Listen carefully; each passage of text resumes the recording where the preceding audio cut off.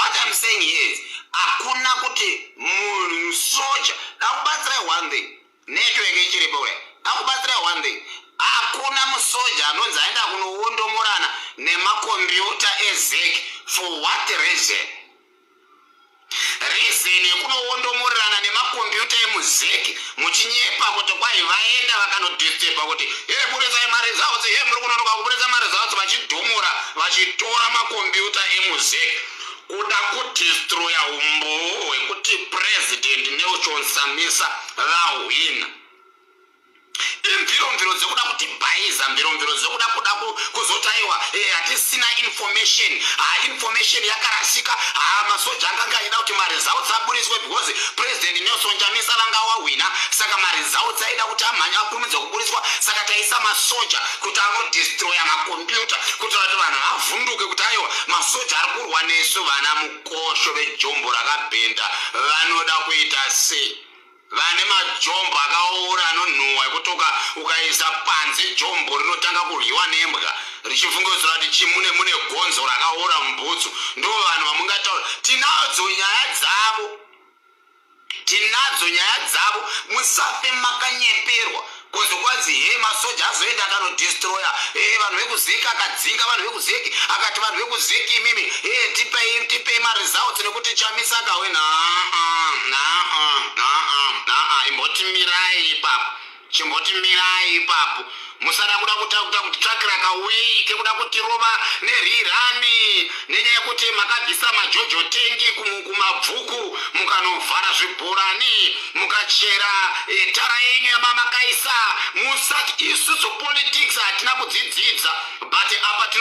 indokuudzai chokwadi sezvachiri ndichiri manemonemo musada kumbotinyepera kuti kwai masoja ari kuti mari zavo dzingariliswe nekuti advocate vakahwina please musati bhaizi ndokumbirawo kasystem kenyu kakota tokabata kudhara kuti muri kutivhara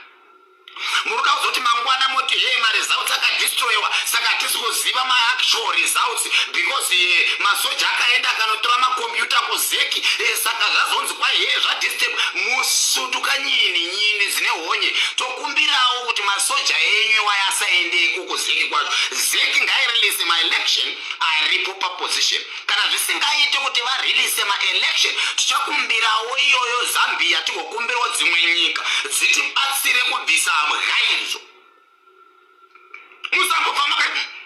musambobva makanyeperwa maZimbabwe zvokuti masoja azoendako amhanya kuzeki azoenda akazonodhistroya makombiyuta azonodhistroya makombiyuta zvadhistroya makombiyuta anga achitora makombiyuta ekuzeki kuti mari dzavo dzaburiswe because vanga vachizvoona kuti advocate Nelson Chamisa vakahwina saka vari kunonoka kuburitsa mari dzavo dzikunyebera kuda kuzviita vanhu vakachena kuda kuzviita imimi ndimi vanhu vanoziva chokwadi musada kutevhara vanhu vezeki tokumbirawo vanhu vezanu musada kutivhara munangagwa ndati mhata yakona chiwenga munyeni dzinobuda makonye musada kutijairira muchitipa bad information muchituma zvimasodza zviri zvine jombo rinonhuhwa jombo rakabhenda zvinoita kunge zviri kukanya nhopi nekumukosho tirangarireyo mutinzwisise mutionewo mutirespecte hatidi tupolitics twakaota tune kwashi twamuri kutiitira politics dzenyu dzamuri kutiitira dzine kwashidzi chimbodzimirai imbomirai vana mhata imbomirai vana musuri imbomirai kuda kutiitira politics dzekuda kuzoti mangwana motaura kuti masoja akadhistroya makombiyuta hatichaoni mari zavo muchiitira kuti muite rerun nenyaya yekuti Scott akadyiwa nenyaya yekuti Muliswa akadyiwa nenyaya yekuti Ncuva akadyiwa nenyaya yekuti MPs NUS akadyiwa imbomirai vana mukosho chimbomirai vananyimirai ndikumwira drink ndawira imimi nemasoja enyamatomera kuzeki kuti anodhimirai ndimbosveta hamuna kana stroke makwenyu futi vanhu vezanu munopishika namaguri hamuna munotonhuhwa zvenyu kudonhuhwa kadzi gegu dzine dutu denderere shiri muhwahwa munhukadzi munhurume anetane mhuri andadendere muhwahwa vanhu vezanu vanhu vetreposide ayelo vanhu vakatsvinda vakasvika vanogona vanoziva vanomira napurezidendi wavo musati jairere vanhu vezeki I'm not even saying ndoda kukutaurira chokwadi maZimbabwe musambovhara mangovharwa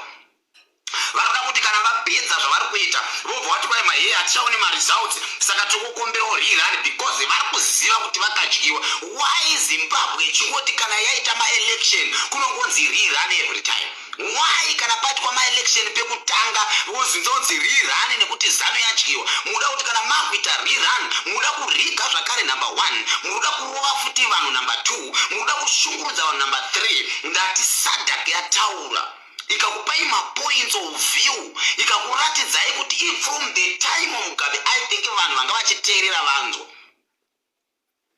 Muda kuti kwa masoja azoenda kanodestroya masoja azonodestroya makombiyuta kuzeki vanhu vezeki vadzingwa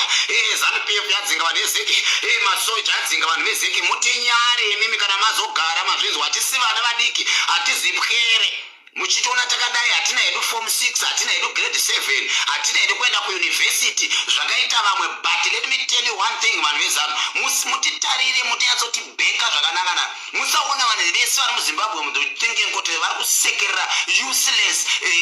demonstration yamuri kutiitira. Musativhara nechinhu chiri useless.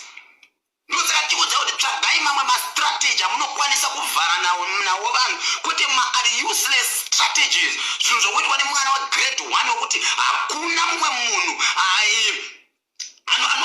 anobvuma. maZimbabwenzi musabvuma kuvharwa nezvinhu zvakadaro.